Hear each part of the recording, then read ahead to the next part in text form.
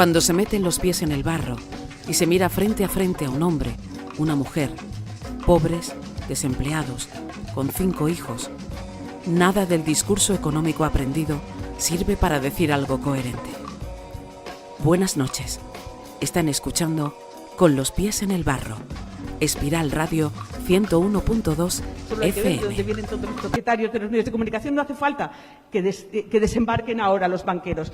Bien, toda esa realidad que construyen da como fruto la realidad que vivimos. ¿Por qué? ¿Por qué en este momento no se castiga en las urnas la corrupción? ¿Por qué no se castiga en las urnas la infamia? ¿Por qué no se castiga en las urnas que Gallardón cante el cara al sol? ¿Por qué no se castiga en las urnas que estén robándolo todo? Porque somos una sociedad que ha pactado con el crimen. Porque nosotros hemos heredado el relato de los medios de comunicación de que el crimen se puede perdonar y se puede pactar con él para mirar hacia adelante. Y cuando ahora el PP dice, bueno, sí, hemos sido muy corruptos, pero bueno, vamos adelante, creamos puestos de trabajo, nosotros somos herederos de la idea, fruto de los medios de comunicación, que es quienes construyeron ese relato de, bueno, no pasa nada, tú, pactemos con el hijo puta, pactemos con el criminal, pactemos con el torturador, pactemos con el asesino, pactemos con el violador, porque así tiraremos hacia adelante. Bien, en este momento, cuando no se castiga el crimen y la infamia en la sociedad democrática española, tenemos que preguntarnos de dónde viene y, sobre todo, quién ha hecho esa construcción. Y esa construcción la han hecho los medios de comunicación. Muchas gracias. Cristina Fallará, reflexionando sobre los medios de comunicación. Y para hablar de eso tenemos hoy aquí a Antonio Cambril, periodista granadino con quien contactamos para este programa hace un mes, cuando aún no se sabía lo que hoy sabe ya toda Granada. Y también vía telefónica vamos a tener a Carmen Marchena, periodista gaditana del Salto Diario, afincada aquí en Granada. Antonio, para empezar, es uno de esos periodistas de raza que por la calidad de su pluma se puede permitir el lujo de decir lo que piensa en medios cuya línea editorial no suele coincidir con sus posiciones personales.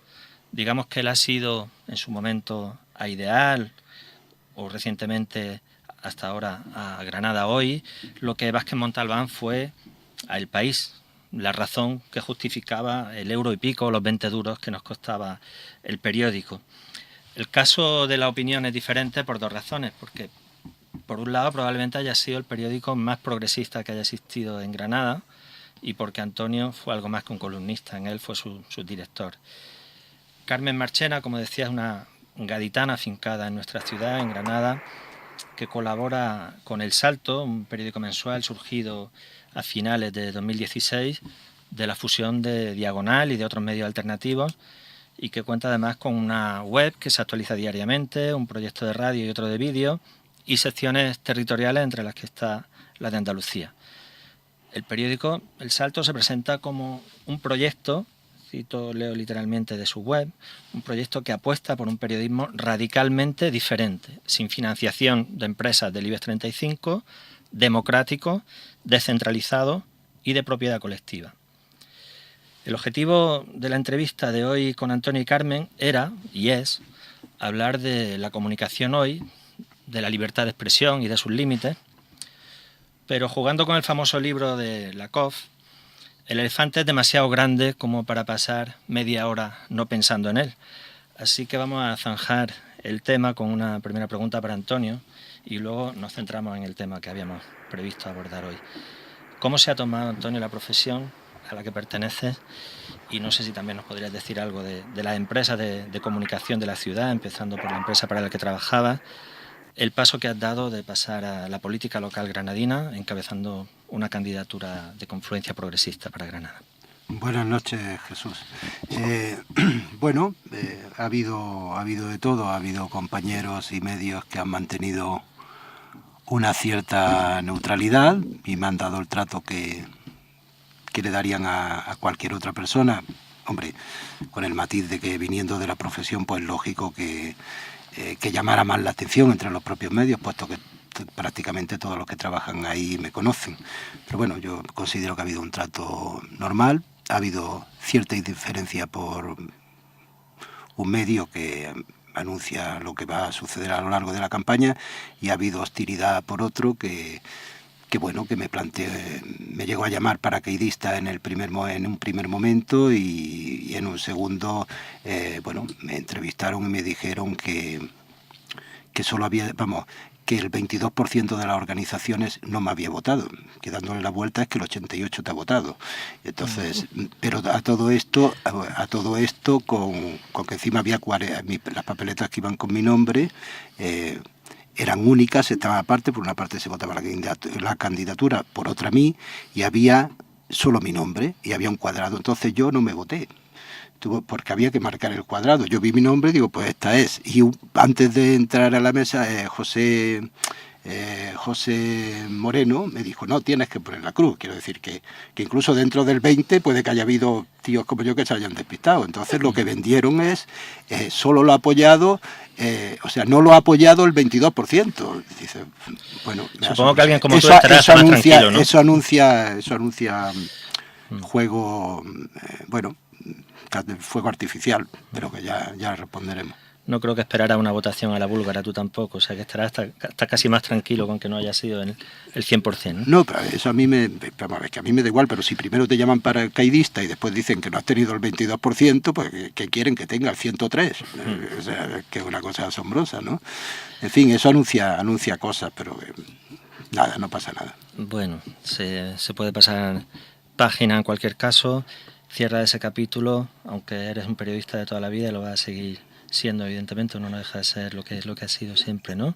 Y además creo que de momento sigues con alguna colaboración todavía, ¿no? Bueno, no, esa ha sido otra. Yo el día que, digamos, lo supe oficialmente, porque ya sabéis que son organizaciones muy distintas, el Izquierda Unida y Podemos, y a veces los procesos son muy tortuosos.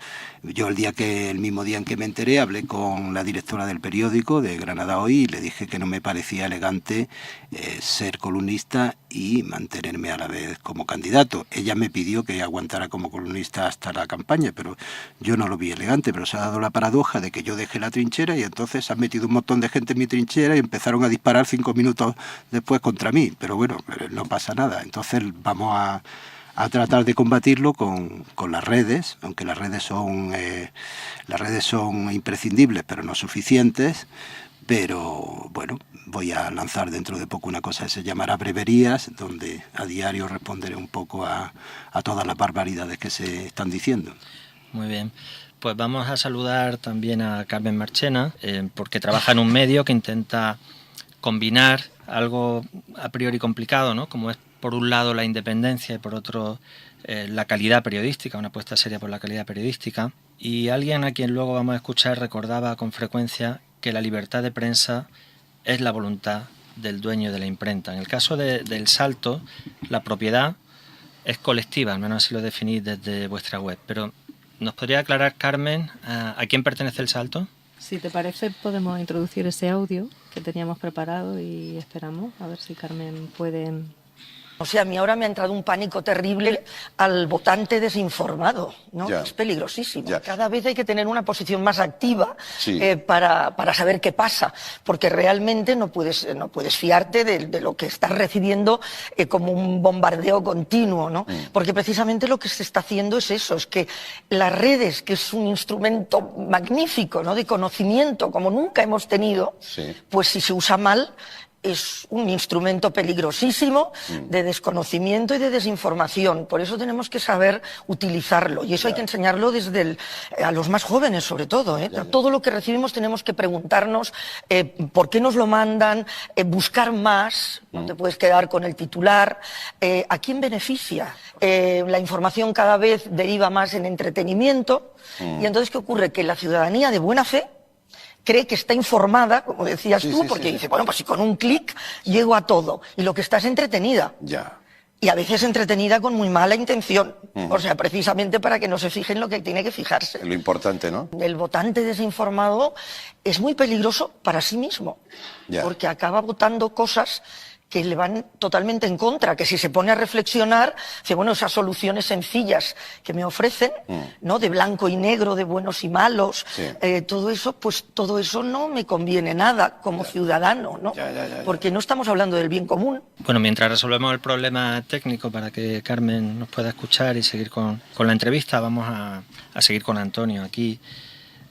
Antonio, pasaste muchos años en Ideal, de hecho nos conocimos, pues no voy a decir cuántos años hace, pero bastantes, cuando yo era estudiante y tú estabas cubriendo de madrugada, digamos, algo que en principio no era trabajo periodístico, pero acabó siéndolo, en un pub de la calle Puentezuela, y nosotros estábamos encerrados en la Escuela de Traductores, ¿no? Por entonces ya te seguíamos, y claro, a uno le choca cómo alguien que pensaba y piensa como piensas tú, convivía en un medio como el Ideal. Bueno, paradójicamente yo fui muy libre en Ideal y me tocaron pocas columnas, aunque yo hacía también entrevistas y era jefe de opinión y de cultura. Pero bueno, los periódicos es un proceso que se ha ido acentuando después de aquellos años. En aquellos años el control ideológico era más difícil, o sea, no era exactamente igual como se produce hoy. Y aparte todos los periódicos necesitan un lápiz de labios. O sea, necesitan un lápiz de labios para un poco de rouge para disimular y hacer pasar que hay diversidad ideológica. Entonces tú tienes un paquete de 15 columnistas que todos están situados en el mismo sitio y uno que dice lo contrario y que te vale para decir aquí hay pluralidad ideológica y hay libertad. Es lo que está ocurriendo ahora, por ejemplo, con La Sexta. O sea, que está pasando, que pertenece a Antena 3, que es un grupo claramente de derecha, y el grupo al que pertenece Antena 3 también lo es, y que es el lápiz de labios de la televisión española, cuando a la vez te está sacando a gente como Marwenda Inda diciendo barbaridades y mentiras constantemente, y sin embargo pasa por ser de izquierda cuando no de extrema izquierda. Así es. Digamos que una misma empresa tiene como una cadena para un sector de la audiencia y otra cadena para la otra, pero al final son sectores de mercado diferentes. No, pero la proporción siempre es 10 o 15 a 1. Y después, siempre hay un poquito de autocensura, ¿no? Bueno, en Granada se dijo durante mucho tiempo que solo había sitio para un periódico. De hecho, el Ideal devoraba a todos sus competidores. Yo recuerdo el Granada 2000, el Diario de Granada, que además fue objeto de algún atentado fascista, ¿no?, en su momento. Sí. Y sin embargo, hubo una época en la que convivieron hasta 3 periódicos, que es cuando tú trabajabas en La Opinión. ¿Cómo fue posible pasar de esa situación en la que parecía que estaba todo bloqueado a poder convivir 3 periódicos aquí? Bueno, eso fue posible porque estábamos en medio del boom económico y no nos estábamos dando cuenta de que estaba llegando el boom a su final ni de que estaba cambiando el sistema económico. De todas maneras, yo creo que eso fue un espejismo, o sea, no respondía a la realidad. Lo que ha pasado en los periódicos ha sido que hace 30 años las empresas eran familiares y entonces había una cierta diversidad ideológica, y después se produjo una gran concentración de los propios periódicos que acabaron en manos de los bancos y ahora todos están en quiebra. Ahora, o sea, yo creo que no hay un solo grupo que no esté en quiebra. Sí, bueno, antes me decías que tú servías un poco para dar esa cuota de pluralidad, y citaba yo antes a Vázquez Montalbán, que creo que podía desempeñar el mismo papel en su momento en El País, junto a poquita gente más, como quizás Eduardo Aroteclen o Maruja Torres, ¿no?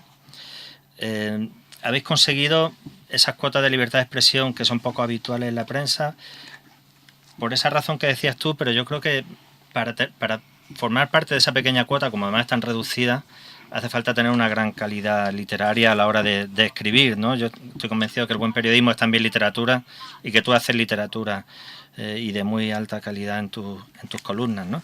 En cambio, para opinar a favor de corriente se diría que basta cualquier zoquete, ¿no? Eduardo Inda podría ser un buen ejemplo de que no hace falta cumplir grandes requisitos intelectuales o literarios para incluso dirigir un periódico como dirige él. ¿Qué podemos hacer los que simplemente somos oyentes o lectores para defendernos de ese periodismo pantuflo que está invadiendo hoy en día las tertulias de la radio y la televisión, aparte de apagar la tele, claro?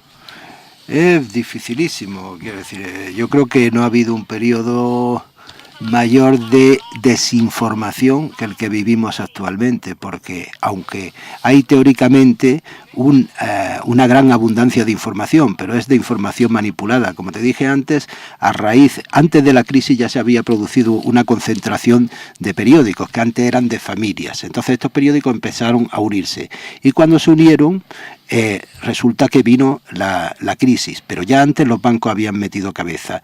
La crisis sirvió para que los bancos, en cuyos consejos de administración se sentaban gente de gasísticas, petroleras, eléctricas, o sea, los amos del mundo, los amos del universo, se han hecho prácticamente con la totalidad de los medios. Entonces, ¿cómo se puede uno informar ahora mismo? Pues hay algún grupo que mantiene cierta libertad, pero el nivel de autocensura es terrible ahora mismo en los medios. Y claro, el que no se autocensura pues corre el riesgo de quedar fuera del mercado. O sea, ahora mismo por provincia, yo creo que los mejores periódicos por provincias de España se pueden hacer con toda la gente que está en el paro, mucho mejor que los que están trabajando. Bueno, creo que ya podemos conectar con Carmen Marchena. No sé si llegaste a oír la pregunta, pero por si acaso la primera que te planteé te la vuelvo a plantear. Yo decía que tu situación como periodista era diferente porque trabajas en un medio que intenta combinar algo que aparentemente parece complicado, como es por un lado la independencia y por otro mantener un alto nivel de calidad periodística. Decía alguien que escucharemos después que con frecuencia la libertad de prensa se reduce a la voluntad del dueño de la imprenta, desde que existe la imprenta, ¿no? Y en el caso del Salto, la propiedad es colectiva, lo decía así desde vuestra página web. Pero me gustaría que nos dijeras para empezar, ¿quiénes son entonces los dueños del Salto? Hola, buenas tardes a todas. Buenas noches. Buenas noches. Hola, Feliz día de la radio. Por fin nos oímos. Pues a ver, ¿quiénes son los...?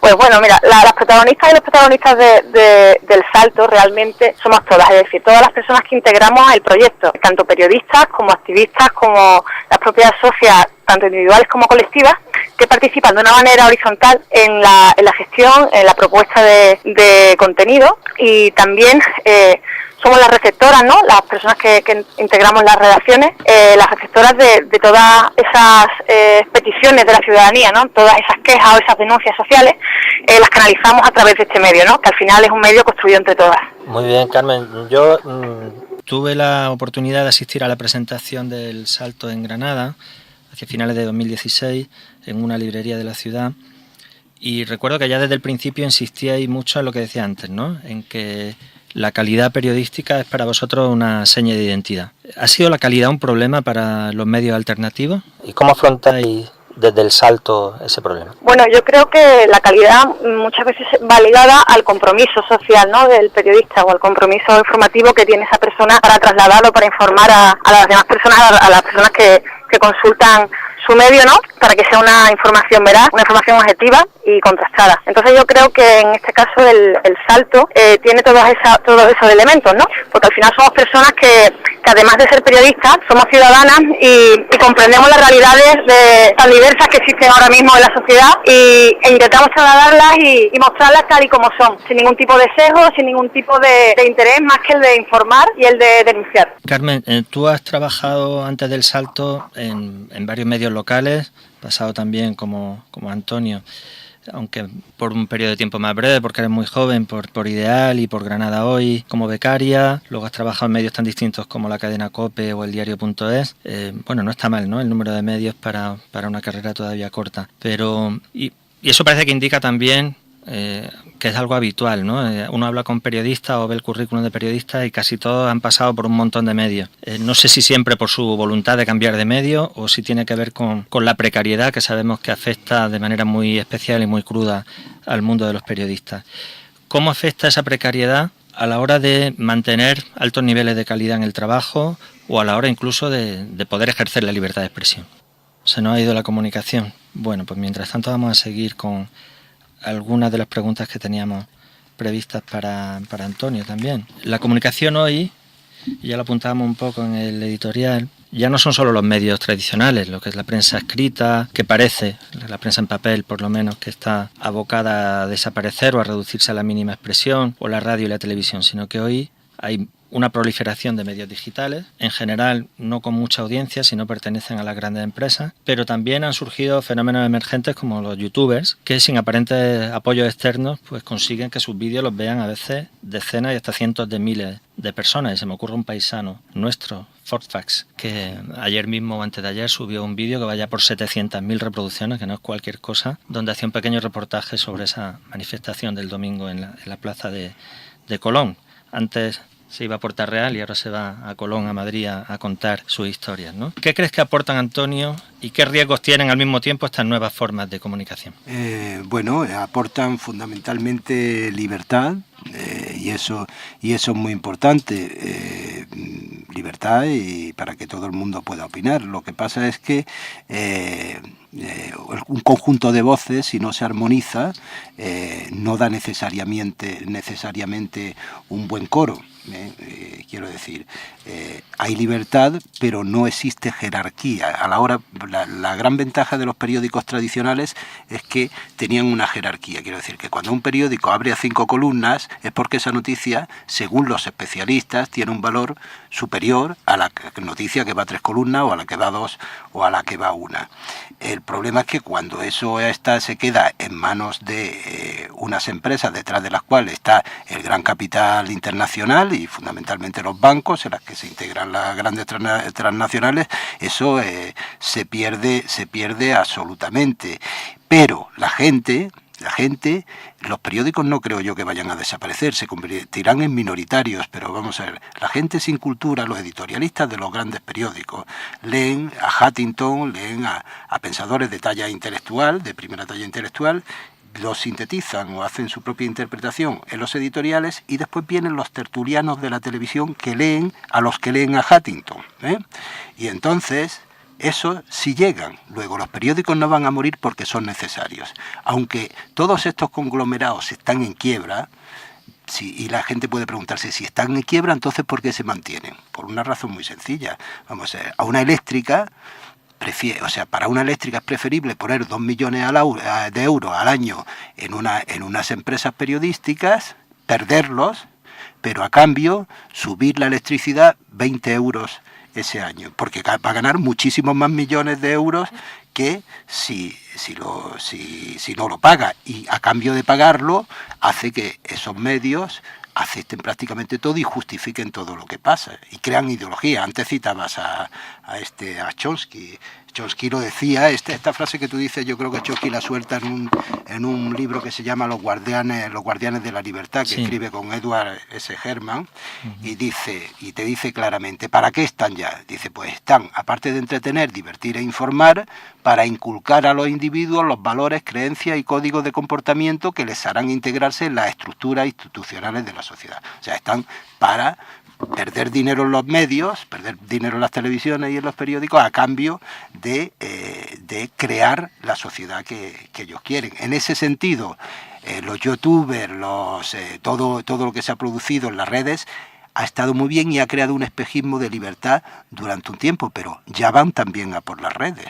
Y la última prueba es el apoyo que ha tenido, o ¿qué te crees? ¿Que Vox no ha tenido gente detrás ayudando y dando ideas para lo que ha pasado? Vox ha utilizado las redes con igual maestría de lo que lo hicieron las jóvenes del 15M en su momento. O sea, primero se perdieron los periódicos y ahora puede que se pierdan también las redes.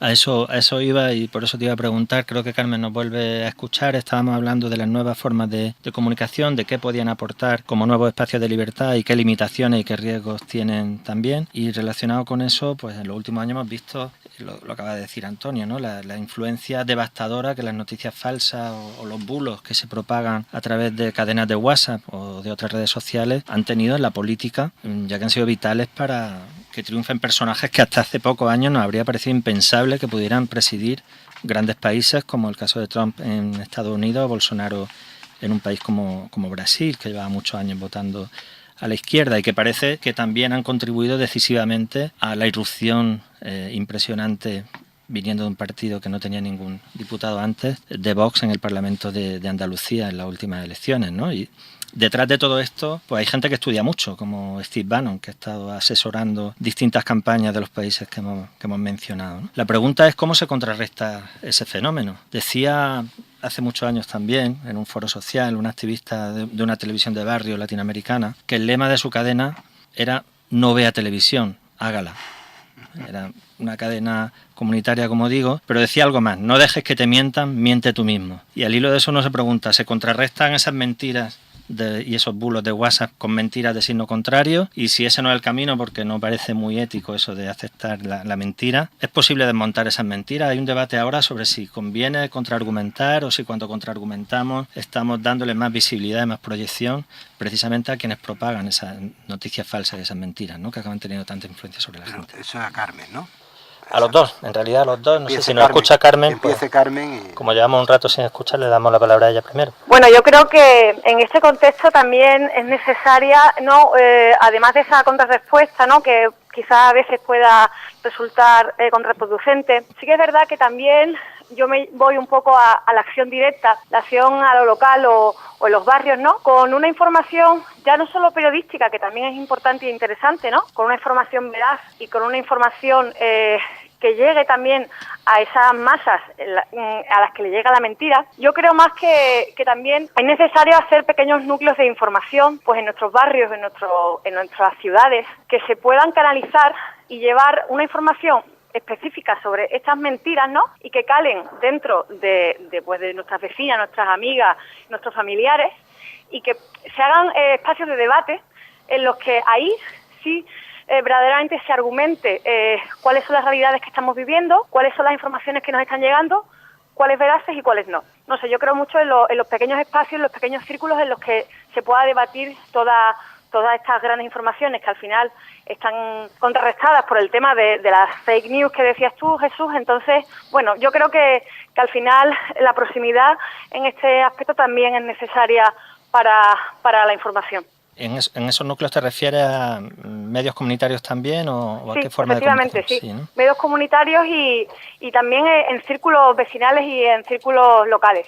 ¿Cómo lo ves, Antonio? Bueno, yo lo veo muy mal, es decir, veo que, vamos a ver, los medios alternativos y algunos digitales, que de cierto éxito, que podemos tener todos para hablar dentro del eje izquierda-derecha, progresistas, como puede ser El Diario o Público, tienen un efecto limitado en relación con los grandes conglomerados mediáticos y sobre todo con lo que os he dicho antes, sobre todo con las televisiones. Entonces, el tema este de los medios alternativos, y con los cuales yo quiero decir comparto muchas veces ideología y por supuesto simpatías, está muy bien, pero le puede suceder, como le ha sucedido al movimiento, en parte al movimiento, aunque se haya canalizado a través de un partido, parte de lo que hubo el 15M, que tú vas y le pegas fuego a un pajar, y entonces el fuego causa un gran escándalo. Y le pega fuego a 50 pajares en distintos sitios y causan un gran escándalo. Pero a la mañana siguiente solo quedan cenizas.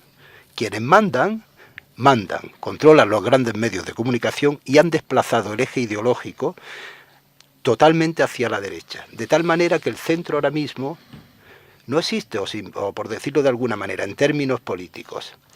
El PSOE sería la izquierda del neoliberalismo, pero la izquierda del neoliberalismo es el centro o la derecha económica de lo que entendíamos antes. Entonces, y la gente se lo acaba creyendo y todo lo que hay a la izquierda del PSOE es demonizado y es entendido como antisistema, cuando los antisistemas son los que controlan los medios de comunicación, el gran capital, que fue el que aprovechó, el que creó la crisis de inversión de los grandes bancos de inversión en el 2007 y el que aprovechó esa crisis para cambiar absolutamente el sistema. Es que la gente cuando habla del sistema no sabe de lo que está hablando. El sistema actual no tiene que ver nada con el sistema de 2007 y el sistema de 2007 que llegó después de que Tony Blair aceptara los mandatos ideológicos de Reagan y Thatcher tampoco tiene que ver con el estado de bienestar anterior o posterior a la Segunda Guerra Mundial. Es que la gente habla y no sabe en qué mundo está. Quiero decir que soy muy pesimista muy pesimista en la defensa que puedan hacer de la libertad, aparte del derecho al pataleo y el grito, la defensa que puedan hacer de la libertad los medios pequeños y alternativos, porque los otros son muy, muy, muy, muy poderosos. Y la prueba es que en España, y acabo, pese a lo que ha sufrido la gente, las derechas vienen a caballo. Entonces, no solo se puede comprender a través del control de los grandes medios de comunicación y especialmente de las televisiones y de las tertulias. Muy bien, pues creo que vamos a ir cerrando este bloque. Simplemente quisiera preguntarle a Carmen, que han apostado, bueno, trabaja en un medio que ha apostado pues precisamente por mantener una línea alternativa y alejada de esos grupos de poder económico, ¿no? Un poco con un modelo parecido, que yo diría que incluso más horizontal y menos influenciable por los medios privados al de Le Monde Diplomatique que comentábamos al principio, ¿no? Que también elegía a su director, lo eligen los trabajadores y los redactores, ¿no? ¿Cómo va en El Salto? ¿Qué piensas que puede aportar y qué vida le espera a ese medio que recibimos mucha gente pues con tanta esperanza cuando surgió, ¿no? Bueno, El Salto principalmente fue un medio que fue impulsado por 20 proyectos comunicativos, ¿no? Pero que esencialmente se financia a través de las suscriptoras, ¿no? Hay dos tipos de suscripciones, tanto individuales como colectivas. Entonces, claro, gracias a los colectivos que hay asociados y a algunas plataformas, pues vamos tirando para adelante. Sí que es verdad que tenemos una infraestructura común que se ubica en Madrid y luego tenemos pequeños nodos, ¿no? En cada localidad o en cada comunidad autónoma que hace de... Se nos ha vuelto a ir la comunicación con Carmen. Bueno, vamos a ir cerrando este bloque. Le agradecemos a Carmen que nos haya atendido por teléfono y vamos a dejar que Antonio añada algo más. Sí. Lo que os decía antes, o sea, ¿qué ganan los medios? Los medios ganan, o sea, pierden dinero, prácticamente todos, y ganan a cambio influencia para que la gente acepte el mundo tal como es. El periódico que ha sido, y acabo, muy rápido, el periódico que ha sido referente de la izquierda durante 30, 35, 40 años en España, El País. Contactos accionariales, BBVA, Caja Madrid, Banesto, Bankinter, BSCH, El Corte Inglés, Vivendi, NBC, Times Warner, el Link, el multimillonario que está siempre entre los 5 primeros del mundo mexicano. Esa es la realidad, eso es lo que hay. Y estos siempre podrán aplastar a todos los pequeños medios alternativos. O sea, y además con ese deslizamiento hacia la derecha, pues ahora resulta, como decía antes, que lo que, bueno, hace 30 años podrían ser políticas socialdemócratas de centro-izquierda, ahora parecería extrema izquierda, ¿no? Si alguien lo plantea. Y de hecho está ocurriendo. Hombre, con el debate de los presupuestos lo hemos visto, ¿no? Es que la gente habla y no sabe lo que dice. La gente habla del estado de bienestar. El estado de bienestar no existe ya desde hace tiempo. Estamos en el estado de medioestar. Y dentro de poco vamos a estar en el estado de malestar. Entonces, la gente tiene que saber en qué mundo vive. El problema es que no lo sabe. Y el descontento se está yendo a Vox. Entre otras razones, porque a veces los partidos que hay a la izquierda a veces se confunden en menudencias y no van a lo importante. Muy bien, Antonio, pues muchas gracias y vamos a... Muchas gracias a ti. Gracias por acompañarnos y mucha suerte en tu nueva etapa. Gracias. Encantado de tenerte aquí, Antonio, en Peligro. Aquí tienes tu pueblo. Actuar en lo local, transformar lo global. En Peligro, pues bueno, pues ocurren cosas que no ocurren en otros lugares y pasa por actuar desde lo local y desde lo pequeño, ¿no? También, esta mañana nos entrevistaban sobre los presupuestos participativos. No sé por qué en otros municipios de la provincia, que son cerca de 200, no hay presupuestos participativos ni ejercicio de democracia directa. Pero aquí ocurre, ¿no? Y ocurre a través de la comunicación local. Los medios locales tenemos una revista con una edición de 4.800 números que llega a todos los domicilios, el medio más valorado y el que por todos los vecinos y vecinas de Peligro, con las noticias de la actualidad del pueblo y sin hablar de partidos, y bueno, y con la movilización ciudadana y un ayuntamiento acompañando y apoyando, pues conseguimos cosas como las que hoy se ha firmado, ¿no? En convenio. Convenio Peligro va a ser también el primer municipio de La Vega en tratar sus aguas, ¿no? Y en no contaminar y además en no pagar unas suculentas multas que Europa nos marca informando, comunicando y abriendo esos canales de relación y de participación desde el pueblo, se pueden conseguir pequeños logros. Como he dicho al principio, transformando desde lo local podemos cambiar un poquito y mejorar ese mundo que nos está haciendo pasar tan mal. Sí, pero estoy de acuerdo, pero que esto es como los indios mezcaleros, se tomaban la dosis de peyote, se ponían las pinturas de guerra y iban alegres hacia la muerte, pero al final el ejército estadounidense acabó con ellos. Quiero decir que es muy loable lo que hacéis, pero que el mundo que viene es muy duro, muy duro. Bueno, desde lo local, si hay contagio, pues igual poco a poco, con muchos granos se hace una montaña, ¿no? En cualquier caso es esperanzador que cuando a la gente le preguntan qué hacer con su dinero desde una institución pública como un ayuntamiento, la gente priorice recuperar una emisora municipal como la que había en peligro y se había perdido, y gracias a los presupuestos participativos y por decisión democrática de la gente de aquí, pues se ha recuperado y eso hace posible programas como este y como muchísimos más que están haciendo aquí. Ojalá cunda el ejemplo y tengamos 100, 1000 Vietnam o 1000 emisoras municipales. Vietnam no. Emisoras municipales como esta, sí, era por La parafrasear aquella frase, claro. ¿no? De aquella época. Pero en fin, vamos a cerrar este bloque con ese audio que comentaba lo que antes mencionábamos sobre en qué consistía realmente la libertad de expresión. ¿Perdón? ¿Qué pasó con Anita Pastor? ¿Ah? Ya no está. Bueno, no decía que había independencia en los medios y que por el profesionalismo los periodistas garantizaban que hay independencia. Vea, desde que se inventó la imprenta, la libertad de